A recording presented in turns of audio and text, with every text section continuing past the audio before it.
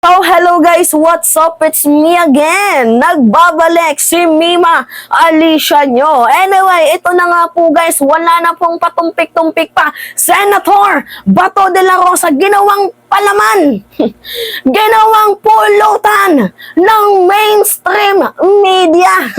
Talaga nga naman, oo. Matapos nga po guys na magsalita itong si President Marcos, ukol nga po dito sa pagkatao ni Agent Maurice or kilala bilang sa pangalan, sa totoo niyang pangalan, na Jonathan Morales. So, paano naging pulutan si Bato? Ito yung balita, guys. Testigo ni Bato de la Rosa, parang jukebox. Kasi guys, kung makikita nyo sa title, pwedeng si Morales lang naman yung tirahin dyan, di ba? O, President Marcos, sinabihang professional liar si Morales. Or pwede naman, Marcos Jr., sinabing jokebox itong si Morales. Pwedeng ganun eh. Kaso tingnan nyo yung title, dawit na dawit ang pangalan ni Bato. Diba, nagmumukhang katawa-tawa si Bato. Kaya nga sinabi ko guys, na mukhang ginawang palaman itong si Senator Bato de la Rosa ng iba't ibang mga pahayagan. So ngayon nga po guys, paano nila ikinunik itong si Senator Bato de la Rosa? Kasi nga po guys, testigo niya yan eh. Naniniwala siya na authentic ang dokumento dahil sa kanyang ebidensya at dahil sa butas ng puncher at ginayupak na passenger na yan. Di ba mantakin nyo guys? Hindi pwedeng maging authentic ang isang papel or isang dokumento base lamang sa opinion mo. Guys, ulitin ko hindi ako lawyer. Hindi ako tapos sa law school kasi ngayong natapos ko lang Bachelor of Secondary Education major in English. Ang kurso ko is BS Ed, Education. 'Di ba? Kahit ako guys na hindi ako lawyer, nakikita ko na may mali. May mali dito sa ginagawa ni Senator Bato de la Rosa. Kaya nga guys, ginawa siyang palaman ng mainstream media. Ngayon, yung pinakamalaking katanungan dito, kahit nga itong si Ping Lacson, nagtanong, sino yung naghulog sa jukebox na to para kumanta ng kahit anong klaseng kanta nila? Yan po yung tanong dito, sino yung naghulog? 'Di ba? Anyway, sabi dito guys, tinawag ni Pangulong Ferdinand Bongbong Marcos na professional liar at ikinukumpara sa jukebox ang testigo na humarap sa ipinatawag na public hearing ni Senator Ronald Bato de la Rosa ukol sa PDEA leaks. So, minaliit lamang ng Pangulo ang mga isiniwalat ng dating Philippine Drug Enforcement Agency Intelligence Officer na si Jonathan Morales tungkol sa confidential document umano kung saan sinasangkot siya sa illegal na droga. Alam nyo guys kung bakit nga pinapagtawanan or parang hindi pinapansin itong ginagawang Senate hearing ni Senator Bato de la Rosa ng ating presidente. Kasi in the first place, hindi naman kasi totoo.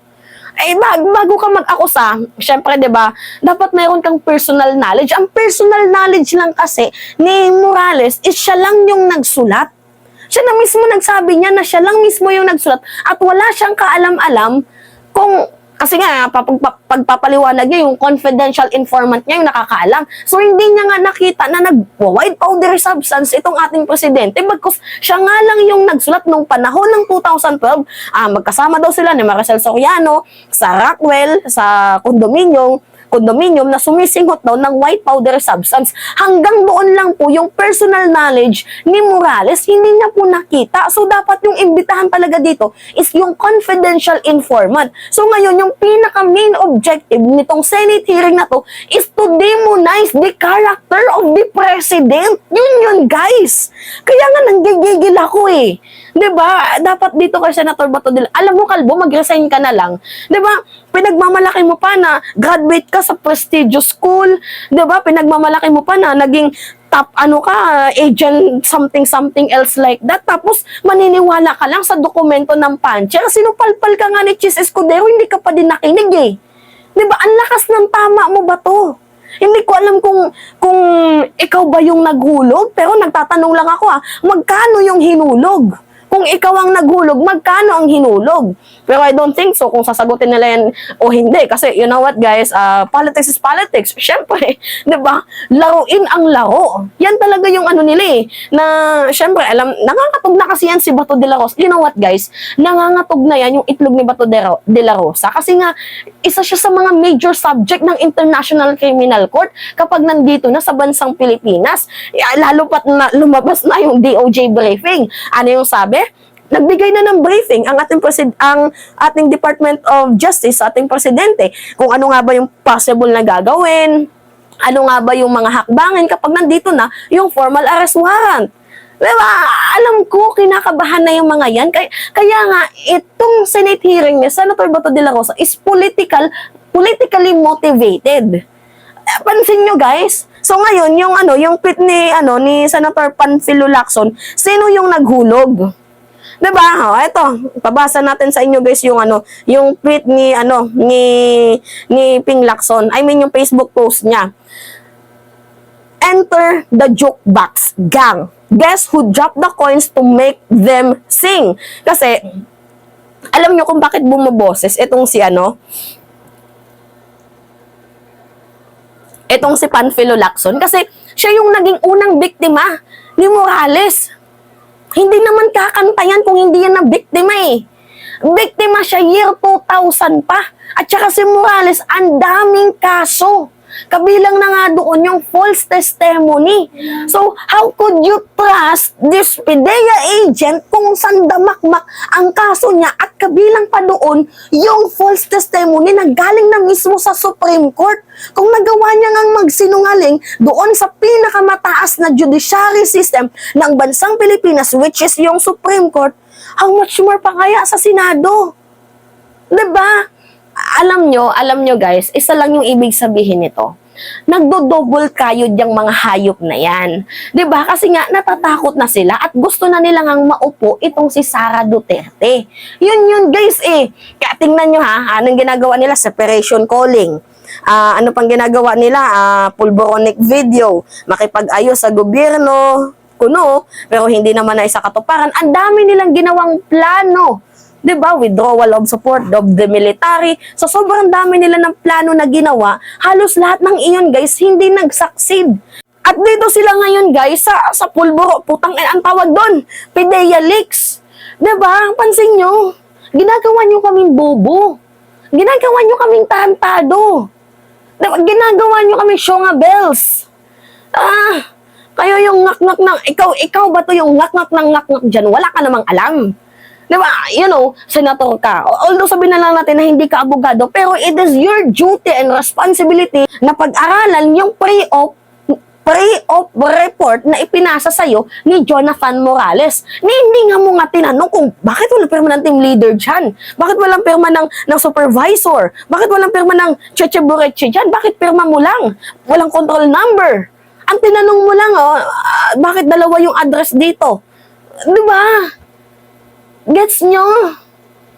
Ito, tinatarantado tayo ni Senator Bato de la Rosa. And alam ko naman talaga yung ginagawa niyang yung ginagawa niyang paikot niya. Ginagamit niya kasi yung power ng Senado. Ginagamit niya yung power ng kanyang komite. Alam mo, waste of time itong ginagawa mo. Kaya mararapat, alam niyo yung ginagawa ni Senator Bato de la Rosa, political suicide talaga.